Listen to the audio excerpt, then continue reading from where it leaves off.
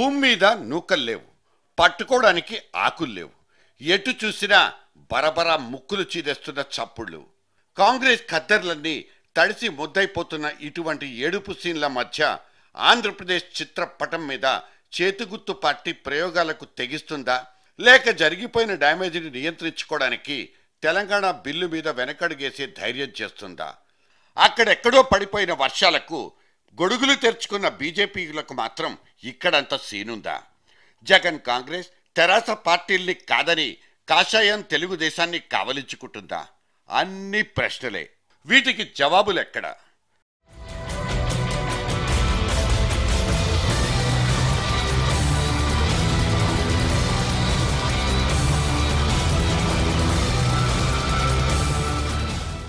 చచ్చిన పాముకు విషం ఎక్కించడం అనే ఒక దిక్కుమాలిన ప్రక్రియకు ఇవాళ మన పార్లమెంటు వేదికై కూర్చుంది.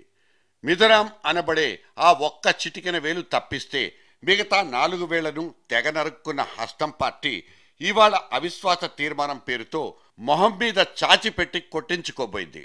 గాంధీల పార్టీ, నెహ్రూల పార్టీ అంటూ శతాబ్దం పాటు తెగ గాండ్రించుకున్న కాంగ్రెస్ ఇలా సొంత పార్టీ ఎంపీలతోనే నో కాన్ఫిడెన్స్ అంటూ గాండ్రించి ఉమ్మేయించుకునే హీనావస్థకు దిగజారిపోవడం మనం ఎప్పుడు చూసుండం. 4 మాసాల క్రితమే చాలా క్లియర్గా చెప్పా, కాంగ్రెస్ పార్టీ అయిపోయింది.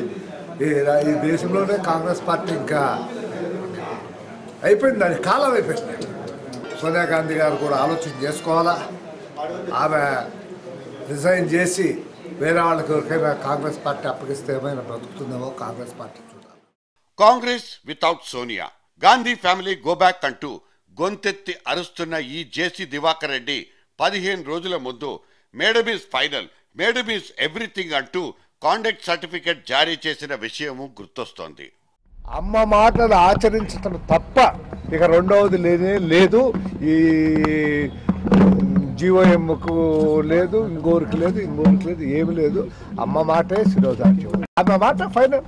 దీనికి ఒక చట్టం లేదు, ఒక పద్ధతి లేదు, ఒకటి ఏం లేదు. సో ఇక్కడ చిటపట్లన్నీ చింతాకు మంటలు, తాటాకు చప్పుళ్లే తప్ప ఇంకేవీ కావు. ఒకప్పుడు కిక్కురు మరకుండా పడున్న సీమాంధ్ర ఎంపీల గుంపు ఇవాళ సిపాయిల తిరుగుబాటంటూ అవిశ్వాసం కొరడాతో కొడుతున్న దెబ్బలు కూడా మేడంకి తగులుతాయో లేదో తెలీదు.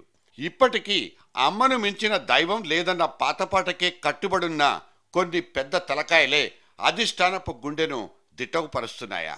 ఎవరి పడవ వాళ్ళెక్కిపోతున్న ఇటువంటి చివరాఖరి సీన్లలో రేవు దగ్గరే కూర్చుని బావురుమంటున్న ఇటువంటి గొంతుకల్ని అధిష్టానం సీరియస్గా తీసుకుంటుందన్న నమ్మకాలు ఇక్కడెవ్వరికీ లేవు కూడా.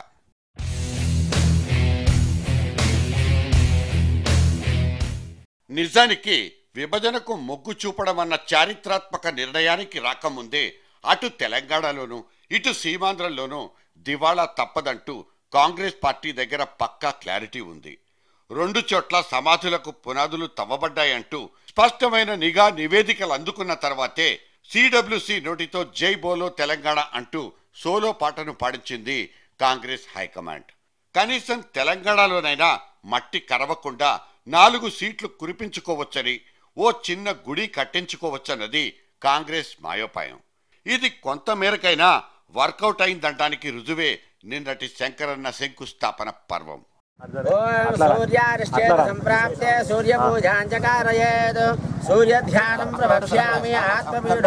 తెలంగాణ భావి ఏ రోజైతే ప్రక్రియ అనౌన్స్ చేసిన తర్వాత ఆత్మహత్య జరిగిందా? ఇక్కడ తెలంగాణ ప్రాంతంలో 10 జిల్లాలలో ఆత్మహత్యలను అంతం చేసేసి ప్రాణాలు కోల్పోకుండా ఆత్మహత్యలు చేసుకోకుండా రక్షణ చేసిన ఆ బంగారు తల్లి. రాష్ట్రపతి చేతుల దాకా నడిచొచ్చిన తెలంగాణ బిల్లును మళ్లీ వెనక్కు పిలిపించుకునేంత భీకరమైన తుఫాన్లేవి ఇక్కడ ముంచుకు రాలేదనే వాళ్లు లేకపోలేదు. 4 ఉత్తరాది రాష్ట్రాల్లో మునకేసినంత మాత్రాన కాంగ్రెస్ పార్టీ ఆ కడుపు మంటను దక్షిణాది రాష్ట్రాల మీద ఎందుకు చూపిస్తుందన్నది ఇంకో లాజిక్. కాకపోతే బండి రాంగ్ రూట్లో నడుస్తోందంటూ సాక్షాత్తు పార్టీ ప్రెసిడెంట్లే ప్రకటించుకున్న ఒకానొక దిక్కుమాలిన నేపథ్యాన్ని జాతి మొత్తం చవిచూసింది. Naturally, this result calls for deep introspection. We have to understand, to look at the many reasons for these defeats. We have to look into the way we we took or did not take well enough our message to the people. వెనక్కి తిరిగి చూసుకుంటామంటూ కనిపించని కన్నీళ్లతో సెలవిచ్చిన సోనియా పునరాలోచన మొదలైపోయిందన్న మాటను చెప్పకనే చెప్పేశారు. మరి party గీసుకున్న పాత రూట్ మ్యాప్లలో సర్దుబాట్లు చోటు చేసుకోవన్న గ్యారెంటీలు ఎక్కడున్నట్లు? దేశ ప్రజలు పటిష్టమైన నాయకత్వాన్ని కోరుకుంటున్నారు. బలహీన పాలకుల్ని వెనక్కి పంపేస్తారన్న శరద్ పవార్ స్టేట్మెంట్ కూడా డైరెక్ట్గానే కాంగ్రెస్ పార్టీని ముక్కుతో పొడవడం లాంటిదే. ఇటువంటి దెప్పి పొడుపుల నేపథ్యంలో ఆర్టికల్ 3 దాన్ని బట్టి రాష్ట్ర విభజనలంటూ కీలకమైన నిర్ణయాలతో చెలగాటమాడడానికి కాంగ్రెస్ మొగ్గు చూపకపోవచ్చు. చిన్న రాష్ట్రాల ఏర్పాటు మీద తమకున్న అభిప్రాయాల్ని పునఃసమీక్ష చేసుకోవాలా వద్దా అన్న సందిగ్ధతకు మాత్రం అక్కడ చోటుంది. ఇటువంటి ఊగిసలాట ధోరణితోనే టీ బిల్లుకు స్పీడ్ బ్రేకులు పడొచ్చన్నది బలమైన సందేహం కూడా.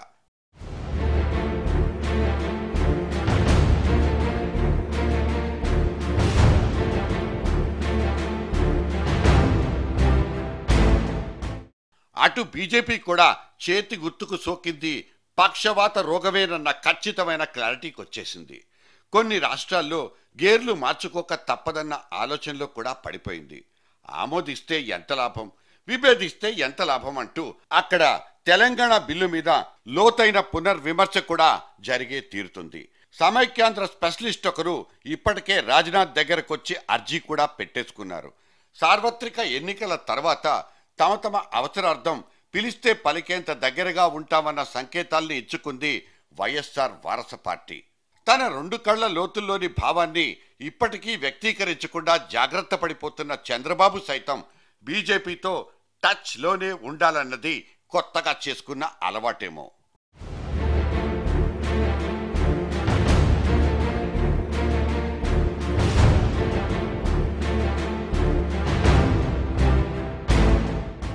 కాంగ్రెస్ ఫ్యూచర్ కాంగ్రెస్ వాళ్ళకే కాదు తనకు కనిపిస్తోందని ఇప్పటికే సెలవిచ్చేసిన తెరాస చంద్రుడు కేసీఆర్ కూడా నమో వైరస్కున్న శక్తి సామర్థ్యాల్ని బేరీజు వేసుకుంటున్నట్లే సమాచారం ఉంది. కాకపోతే కమలనాథులతో రాసుకున్నా పూసుకున్నా సదరు అత్తరు వాసన ఆజన్మాంతం అతుక్కుపోతుంది. బీజేపీతో పొత్తులంటే అది చివరిదాకా రాజకీయ సౌభాగ్యానికి భంగకరమని అన్ని పార్టీలకు తెలుసు. ఈ కారణంగానే తెలంగాణ రాష్ట్ర సమితి కమలం పార్టీతో అంటీ ముట్టనట్టే ఉండాలని నిర్ణయించుకున్నట్లు తెలుస్తోంది. సరిగ్గా ఇక్కడే తెలంగాణ సెంటిమెంట్ కంటే ఎక్కువ దిగుబడినిచ్చే ఛాన్స్ ఉన్న సీమాంధ్రుల విశ్వాసాన్ని చూరగొనడానికే మొగ్గు చూపాలని బీజేపీ డిసైడ్ అయిందా?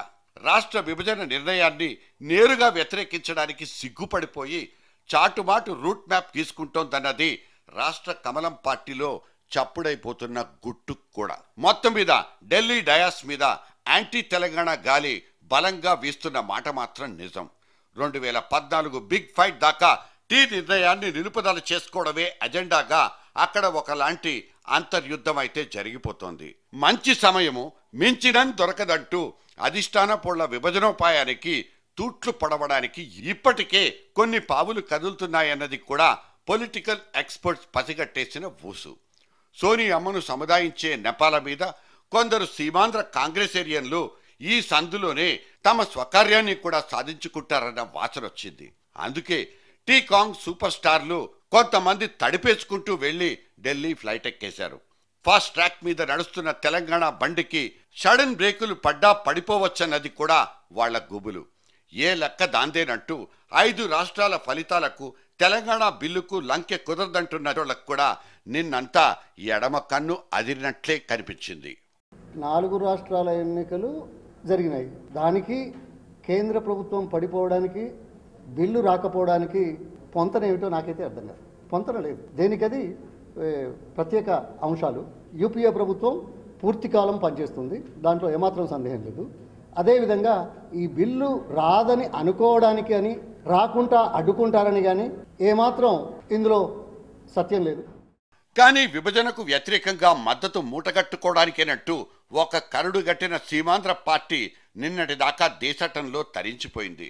విభజన గురించి కాకపోయినా ఈ అడ్డగోలు విభజన మాకొద్దే వద్దంటూ ప్రెసిడెంట్ల వారికి చంద్రబాబు లేఖల మీద లేఖలు రాసుకుంటున్నారు. అసలు రాష్ట్రపతి ప్రణబ్ ముఖర్జీ మనోభిష్టమే తెలంగాణకు వ్యతిరేకం అన్న వాదన ఇంకొకటి ఉంది. అటు స్క్రీన్ ప్లే డైరెక్షన్ అంతా నేనే అంటున్న సోనియా గాంధీ సైతం ఇవాళ ఇక్కడ తలెత్తుకు తిరగలేని పరిస్థితుల్లో ఆఫ్రికా దేశానికి పారిపోయినట్లు కనిపిస్తోంది. ఇన్ని గొడవల మధ్య పడి వేడివేడి టీ బిల్లు చల్లబడిపోతుందా, మళ్ళీ వాడి వేడిగా తయారై అసెంబ్లీకి పరిగెత్తుకొస్తుందా? తేల్చే నాదుడెవ్వడూ మాత్రం ఇక్కడ లేనే లేడు.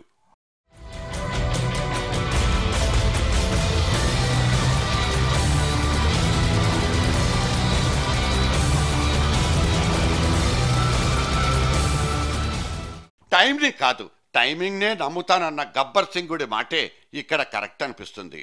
సరైన సమయంలో సరైన నిర్ణయం అంటూ ఏళ్ళు పుళ్ళు నత్తల వెనకే నడిచిన కాంగ్రెస్ పార్టీ చివరాఖర్లో నిర్ణయం తీసుకుని రాజకీయ లాభాపేక్షనబడే రోగాన్ని తగిలించుకుందా?